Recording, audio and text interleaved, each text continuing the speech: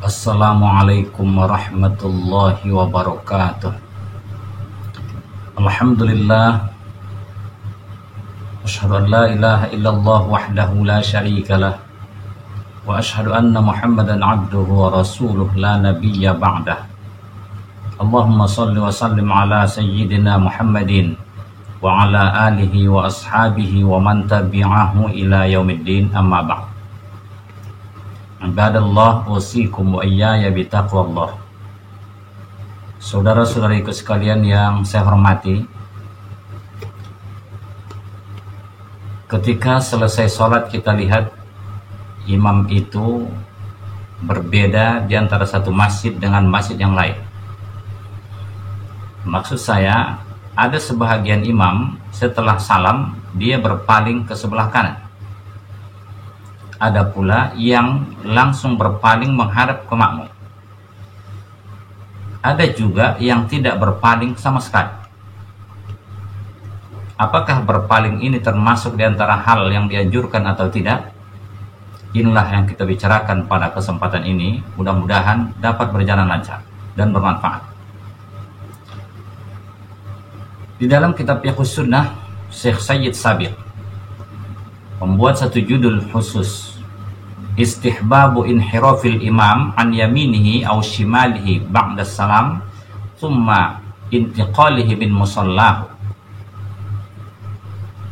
Anjuran berpalingnya imam ke sebelah kanan atau sebelah kirinya setelah salam, kemudian anjuran beliau pindah dari tempat sholatnya. Beliau buat di sini ada catatan kaki.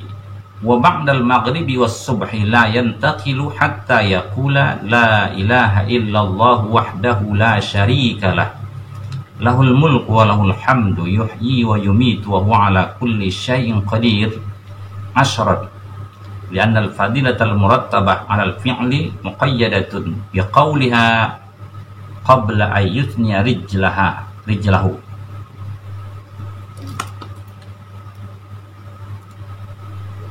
Dan sesudah maghrib dan subuh, imam tidak berpindah, begitu juga tidak berpaling kanan kiri, maksud dia, sampai ia mengucapkan la ilaha illallah wahdahu la syarikalah, lahul mulku wa lahul hamdu yuhyi wa yumitu wa huwa ala kulli syai'in qadir 10 kali.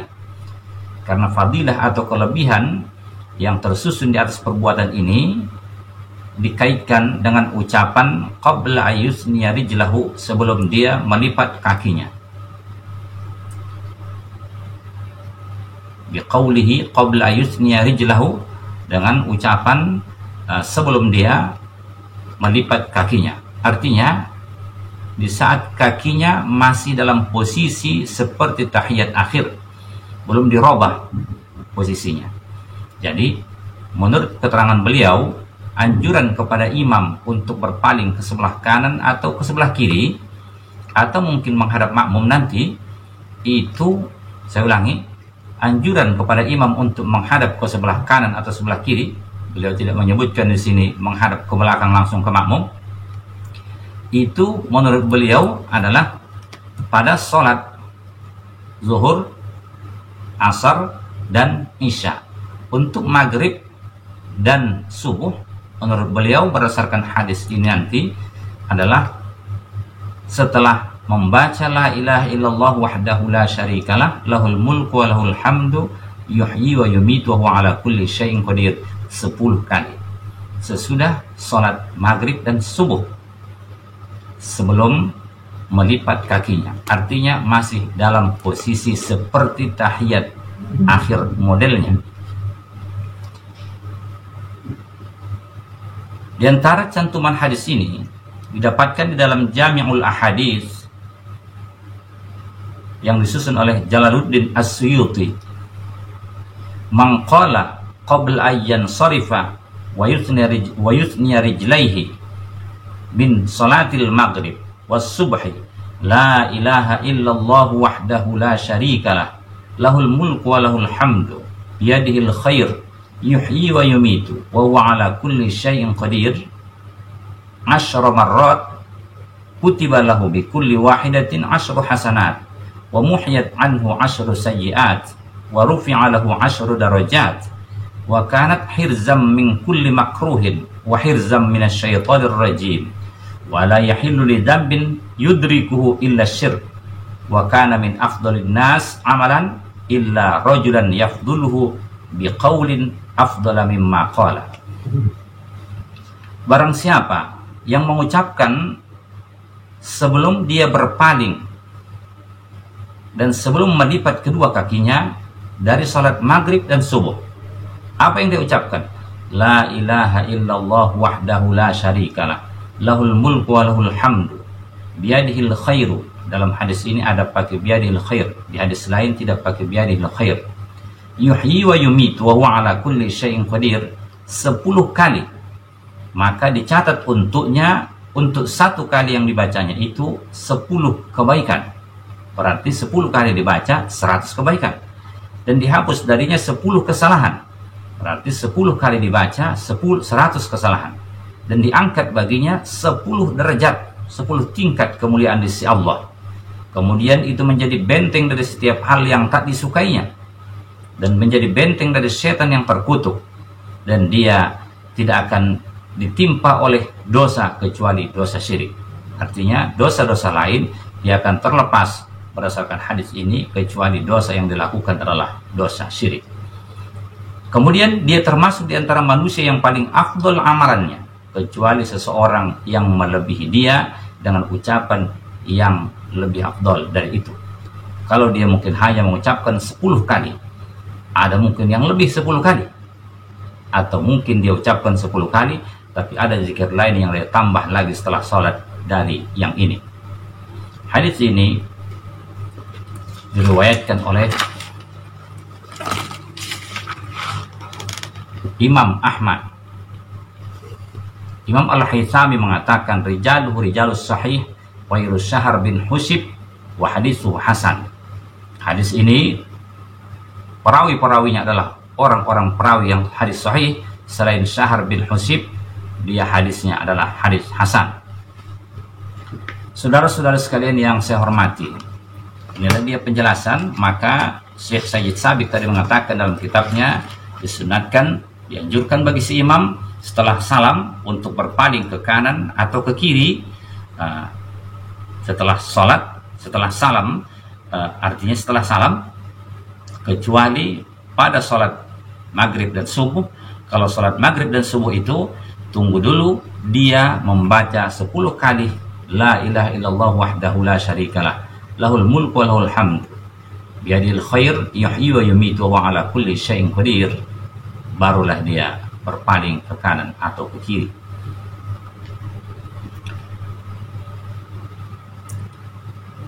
Berdasarkan hadis dari Qubaidah bin Wahab dari ayahnya yang mengatakan, kana Nabi sallallahu alaihi wasallam ya ummuna wa yansarifu ala janibaihi jami'an ala yaminihi wa ala shimalihi. Wa Abu Daud wa Ibnu Majah wa Tirmidzi wa qala haditsun hasan. Nabi sallallahu alaihi wasallam mengimami kami dalam salat. Kemudian dia berpaling ke kanan dan juga dia berpaling ke kiri. Artinya Rasul itu ke kanan dia dulu pernah berpaling, ke kiri juga dia pernah berpaling. Bukan sekaligus kanan kiri, tidak. Maksudnya hadis ini, Rasul itu ketika selesai mengimami kami dalam salat, beliau berpaling ke kanan, tetapi di waktu yang lain juga dia berpaling ke kiri. Wa alaihi al-amal 'inda ahli al-'ilmi annahu yansarifu ala ayyi janibaihi sya'a wa qad sahha al-amrani 'anil nabi sallallahu alaihi wasallam. Dan inilah yang diamalkan oleh ahli ilmi, kata beliau, bahwa imam itu berpaling ke arah yang disukainya, apakah ke sebelah kanan atau sebelah kiri, karena kedua-duanya sama-sama sah dari Nabi sallallahu alaihi wasallam. Di hadis lain, wa an Aisyah anna Nabiy sallallahu alaihi wasallam kana idza sallama lam yaq'ud illa miqdara ma yaqulu Allahumma antas salam wa minkas salam tabarakta ya dzal jalali wal ikram. Rawahu Ahmad wa Muslim wa Tirmidzi wa Ibnu Majah. Dari Aisyah Ummul Mukminin radhiyallahu anha, Nabi sallallahu alaihi wasallam kata beliau, apabila telah salam, beliau tidak duduk, kecuali kira-kira sekedar mengucapkan Allahumma antas salam wa minkas salam tabarakta ya dzal jalali wal ikram. Lamanya kira-kira seperti itu beliau duduk di tempat duduknya itu. Wa inda Ahmad wal Bukhari an Ummi Salamah qalat. Dalam hadis riwayat Ahmad dan Bukhari dari Ummi Salamah juga istri Nabi sallallahu alaihi wasallam, beliau mengatakan, kana Rasulullah sallallahu alaihi wasallam idza sallama qama an-nisa'u hina yaqdi taslimahu wa huwa yamkuthu fi makanihi yasiran qabla an yaquma. Qalat fanara wallahu a'lam anna dzalika kana likay yansarifan nisa'u qabla an yudrikahunna ar-rijal. Rasul sallallahu alaihi wasallam apabila beliau telah salam, maka para wanita pun berdiri setelah selesai salam Rasul sallallahu alaihi wasallam, dan beliau tetap duduk di tempatnya sebentar sebelum berdiri.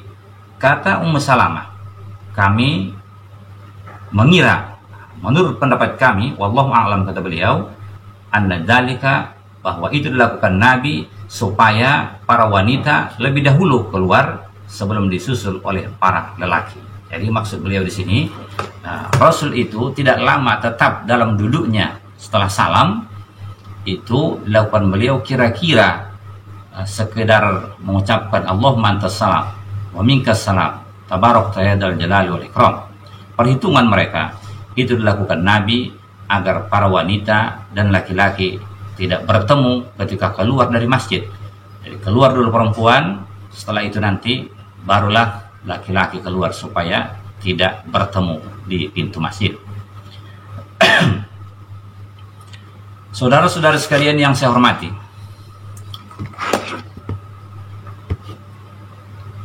apakah illat berpalingnya imam ke kanan atau ke kiri? Di dalam Fathul Bari Ibnu Hajar dijelaskan, juz 3 halaman 252, qila al-hikmatu fi istiqbalil ma'mumin ay yu'allimahum ma yahtajuna ilaih. Fa 'ala hadza yukhtassu biman kana fi mithli halihi sallallahu alaihi wasallam min qasdi at-ta'lim wal mau'izah.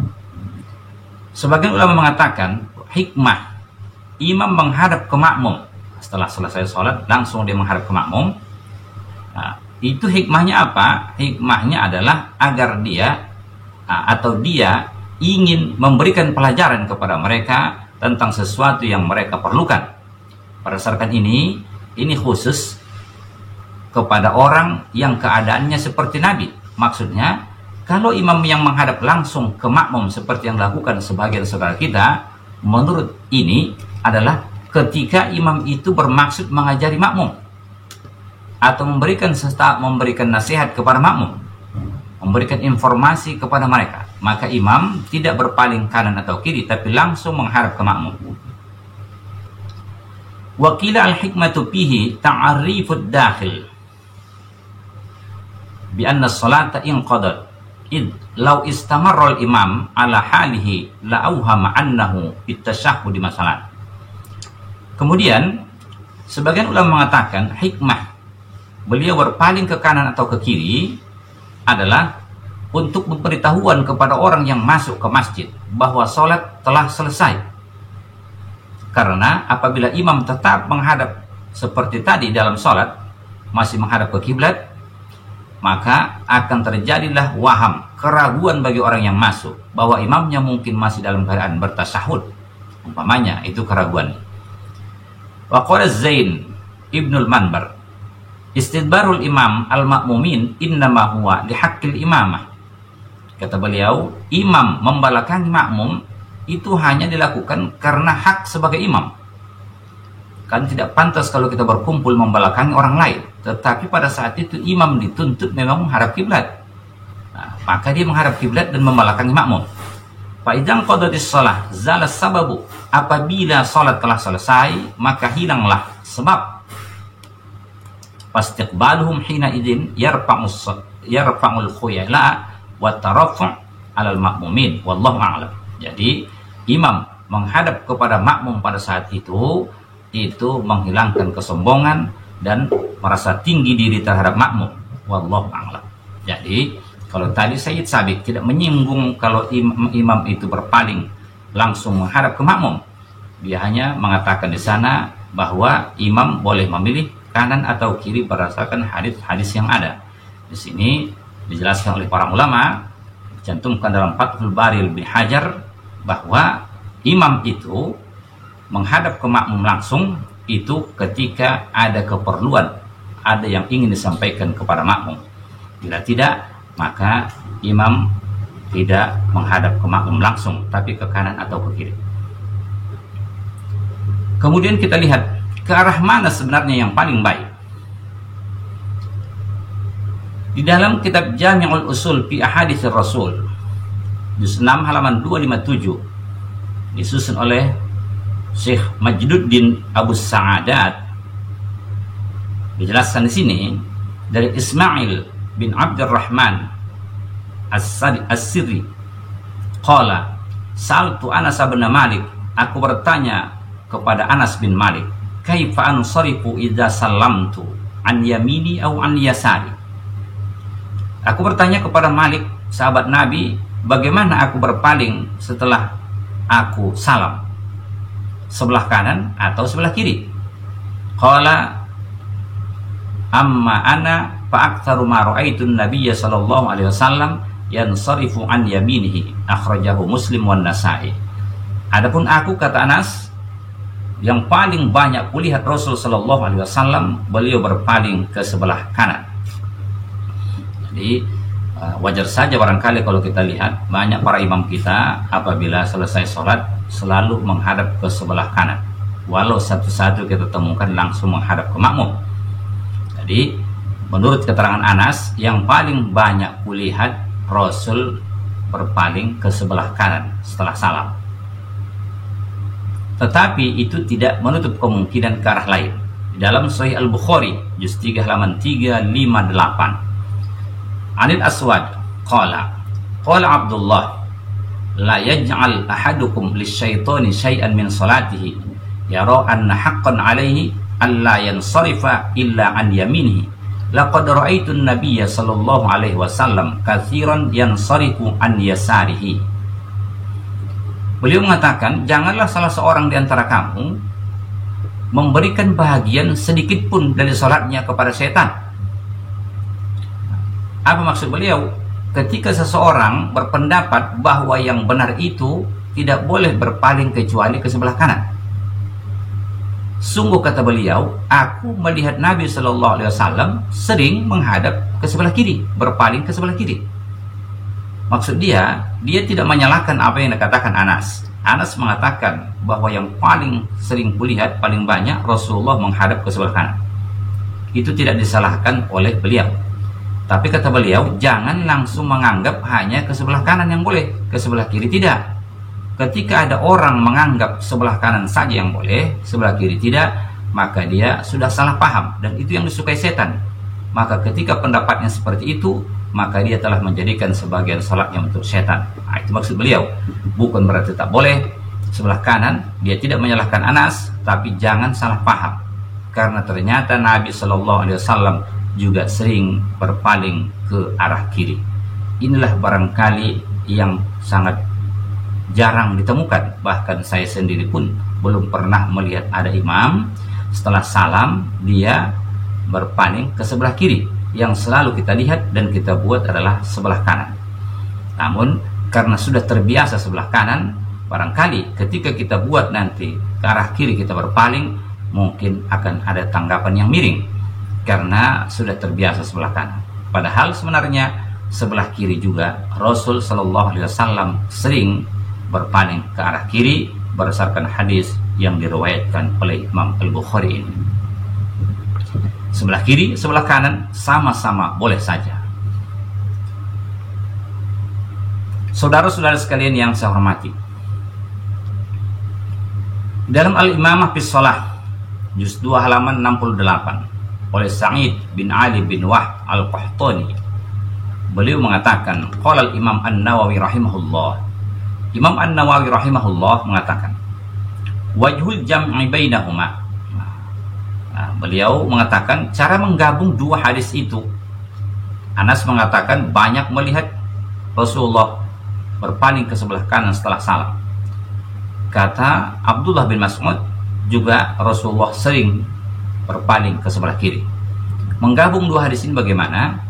Anna Nabi sallallahu alaihi wasallam kana yaf'alu taratan hadza wa taratan hadza. Jadi kata beliau bahwa sahabat Nabi itu, bahwa Nabi sallallahu alaihi wasallam kadang-kadang menghadap ke kanan, kadang-kadang menghadap ke kiri. Dia berpalingnya ke kanan, kadang berpaling ke kiri. Fa akhbara kullu wahidin bima ya'taqada annahu al-aktsar bima ya'lamu. Masing-masing yang dua itu, yang di Anas, sahabat Nabi, demikian juga Abdullah bin Mas'ud, berkeyakinan yang lebih banyak adalah ini sesuai dengan pengetahuannya. Padahal ala jawazihima, itu menunjukkan bolehnya keduanya, boleh ke sebelah kanan dan boleh ke sebelah kiri. Wala karohata fi wahidin minhuma, inna ada hukum makruh dalam keduanya, mau sebelah kanan atau sebelah kiri sama-sama tidak makruh.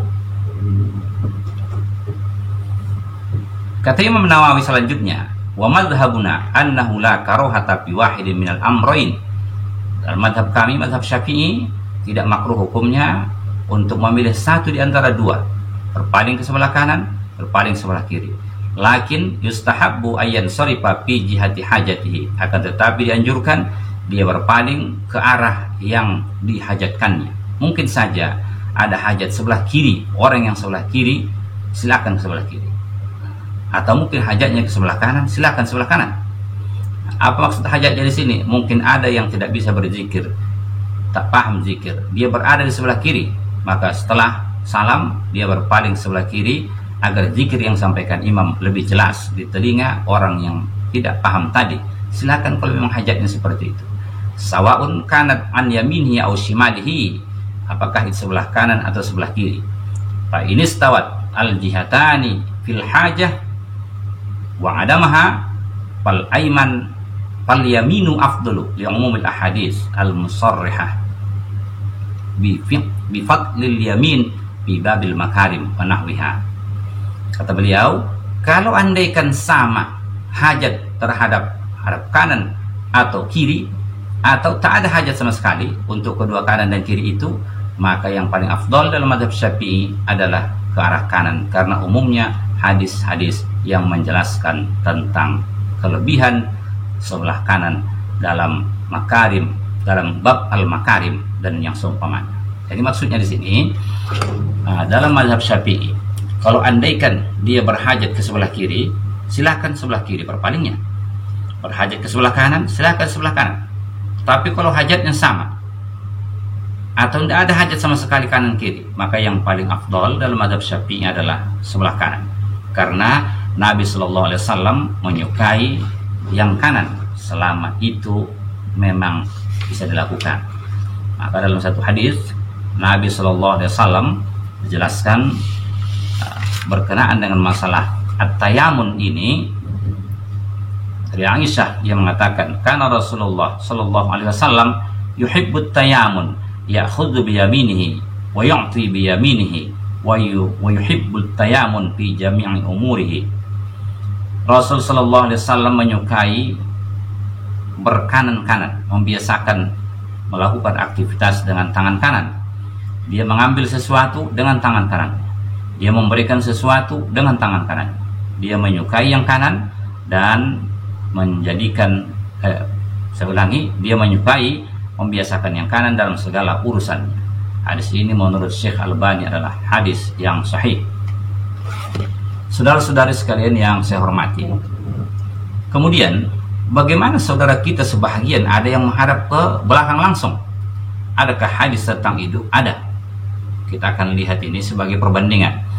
Dalam Sahih Bukhari juz 1 halaman 290 dijelaskan, An Samurah bin Jundub qala, kana Nabi sallallahu alaihi wasallam idza shalla salatan aqbala alaina biwajhihi.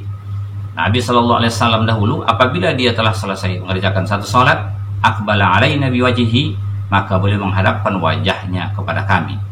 Jadi pahami dari sini, dihadapkan wajahnya kepada kami. Jadi pahami bahwa dia menghadapkan langsung ke arah makmum. Jadi langsung dia menghadap makmum. menurut pemahaman dari hadis ini. Nah, apakah Samurah yang mengatakan ini memang di belakang Nabi atau di sebelah kanan? Wallahu a'lam. Karena dalam hadis Muslim dijelaskan, Anil Barra qala kunna idza shallaina khalfa Rasulillah sallallahu alaihi wasallam ahbabna an nakuna an yaminihi yuqbilu alaina biwajhihi. Kata beliau,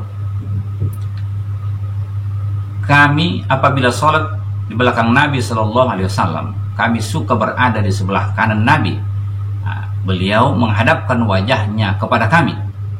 Qala fasami'tuhu yaqulu rabbi qini 'adzabaka yauma tab'atsu aw tajma'u ibadaka. Dia mengatakan, oh Tuhan, hindarkanlah aku dari azabmu pada hari engkau membangkitkan makhlukmu, hambamu, atau menghimpunkan hambamu. Jadi maka dalam mazhab Syafi'i, pilihan itu kemana hajat dari si imam. Kalau tak ada hajat, maka yang paling afdol sebelah kanan. Kalau ada hajat mau ke kiri, silakan ke kiri. Kalau hajat sama, ke kiri kanan sama, kemudian atau mungkin tak ada hajat sama sekali, maka yang paling disukai adalah sebelah kanan. Bagaimana kalau ke belakang? Dalam mazhab Syafi'i, sesuai dengan yang terangkan di dalam kitab Sahih Bukhari tadi, dalam Fathul Bari maksud saya, kalau memang imam ingin menyampaikan informasi atau pelajaran atau nasihat kepada makmum, maka imam menghadap ke arah makmum langsung, tidak ke kanan atau ke kiri. Salah satu contoh dalam Sahih Muslim dijelaskan, an Anasin qala shalla bina Rasulullah sallallahu alaihi wasallam zata yaumin falamma qada as-salata aqbala alaina biwajhihi. Rasul sallallahu alaihi wasallam salat bersama kami pada suatu hari, maka tatkala beliau telah menyelesaikan salat, beliau menghadapkan wajahnya kepada kami. Ini salah satu hadis Rasul menghadapkan wajahnya kepada makmum. Faqala, beliau mengatakan, ayyuhan nas inni imamukum fala tasbiquni birruku'i wala bis-sujudi wala bil qiyam wala bil insiraf fa inni arakum amami wa min khalfi. Thumma qala walladhi nafsu Muhammadin biyadihi law ra'aitum ma ra'aitu la dhahiktum qalilan wa la bakaitum katsiran. Qalu wa ma ra'aita ya Rasulullah? Qala ra'aitul jannata wan nar. Kata beliau, setelah selesai sholat, beliau menghadapkan wajahnya kepada mereka sambil berkata, wahai para manusia, kata Rasul, sesungguhnya aku ini imam kamu. Jangan kamu dului aku ruku, jangan duluan kamu sujud, jangan duluan kamu berdiri, jangan pula duluan kamu mengucapkan salam. Sesungguhnya aku melihat kamu dari depanku dan dari belakangku. Kemudian beliau mengatakan, demi jiwa Muhammad yang berada dalam kekuasaannya, andaikan kamu melihat apa yang telah kulihat, sungguh kamu akan banyak menangis. Kamu akan, saya ulangi, maro'aitu la dhahiktum qalilan. Kalau kamu melihat apa yang kulihat, kata Rasul, sungguh kamu akan tertawa sedikit dan kamu akan banyak menangis. Ditanya oleh para sahabat, apa yang kau lihat ya Rasulullah? Rasul mengatakan, aku telah melihat surga dan neraka. Saudara-saudara sekalian yang saya hormati, kesimpulan dari kajian kita bahwa hadis-hadis sangat banyak sekali dan hadis itu sahih, bahwa disunatkan, dianjurkan kepada imam untuk mengikut Nabi setelah selesai salam untuk berpaling ke kanan atau ke kiri. Menurut penjelasan Sayyid Sabiq berdasarkan hadis yang ada, untuk sholat subuh dan maghrib disunatkan tunggu dulu mengucapkan la ilaha illallah wahdahu la syarikalah lahul mulku wa lahul hamdu yuhyi wa yumitu, atau pakai biadil khair yuhyi wa yumitu wa huwa ala kulli syai'in qadir 10 kali. Barulah berpaling dan melipat kedua kaki. Tunggu selesai dulu 10 kali baru untuk subuh dan maghrib. Selain itu, setelah salam lebih kurang lamanya mengucapkan Allahumma antas salam wa minkas salam tabarak ya dzal jalali ikram, baru berpaling selain subuh dan maghrib. Kemudian kemanakah imam berpaling? Apakah ke kanan atau ke kiri? Dalam mazhab Syafi'i, kemana hajat dia atau keperluan dia pada saat itu, dia boleh memilih kanan atau kiri, karena kedua-duanya sama-sama pernah dilakukan Nabi Shallallahu Alaihi Wasallam. Berkenaan dengan masalah ke belakang, dalam mazhab Syafi'i, imam setelah salam dia langsung menghadap ke makmum itu bila ada hajat ingin menyampaikan pelajaran atau nasihat atau informasi yang lain kepada makmum, maka imam menghadap kepada makmum langsung. Bila tidak, maka dalam mazhab Syafi'i disukai imam menghadap ke sebelah kanan setelah salam. Mudah-mudahan dapat dipahami. Wallahu a'lam. Subhanakallahumma wa bihamdika asyhadu an la ilaha illa anta astaghfiruka wa atubu ilaik. Wassalamualaikum warahmatullahi wabarakatuh.